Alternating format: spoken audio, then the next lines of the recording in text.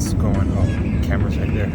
So what's going on, everyone? Right now I'm actually about to do a photo shoot. Right now I'm doing free graduation photo shoots for the class of 2020 in light of COVID, since a lot of us didn't get to have a formal graduation. So right now I'm actually about to set up some of my gears, and I thought, while I wait for them, this is just the perfect opportunity to actually do just a quick camera tricks and tips tutorial. This will be the first one.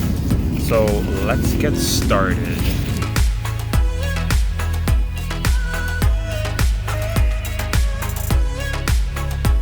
I have two cameras currently.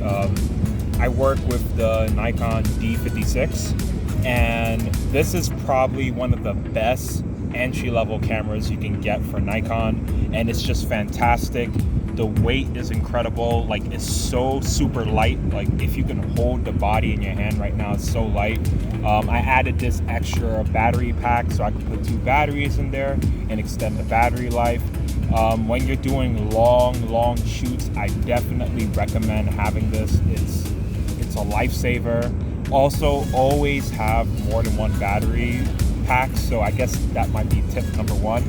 But getting more into the camera itself, some of the first things you should do when you get your first DSLR is actually, let's actually flip into the settings and let's take a look at it. One of the first things I recommend doing is actually going into the settings. I recommend going to the settings of your camera, and from there's a few things you need to begin to adjust. So the first thing I'm going to go on, one second, is image quality. For image quality, you always want to shoot in RAW. Let's take a look at it. So you can see the different types of format, right? There's different types of JPEG. You can get a high quality JPEG or lower quality, and you could do JPEG and RAW, but JPEG and RAW takes a lot of memory, but I recommend shooting in RAW. If you've seen some of my previous Photoshop tutorials, you will see that RAW images have a lot more information than JPEGs. JPEG is a compressed version, and RAW images allow you to bring back a lot of data that might have been missing if you didn't have the correct settings when you shot with your camera.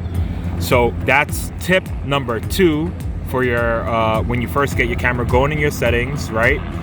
The navigation for your settings may be a little different, but go and do that. The next thing I recommend you do, here we go. So in your settings, in the setup menu in your camera, as I said, the navigation might be different. Go here to the setup menu and go on beep options. You may notice when you get your new camera, every time you press the shutter and you hold it down, there's a strange beeping noise. So what you want to do is to go there, click the beep options, and turn off the beep. Don't even change the pitch, just turn it off. Turn off the beep completely, because let's say, for example, I'm gonna take an image of this bird, right? I'm gonna shoot this bird, right? Not shoot it, but take a photo of it. Sometimes the beeping might ruin the shot. It's gonna call a lot of attention to you, so make sure that's off. So that's tip number three when you first get your camera.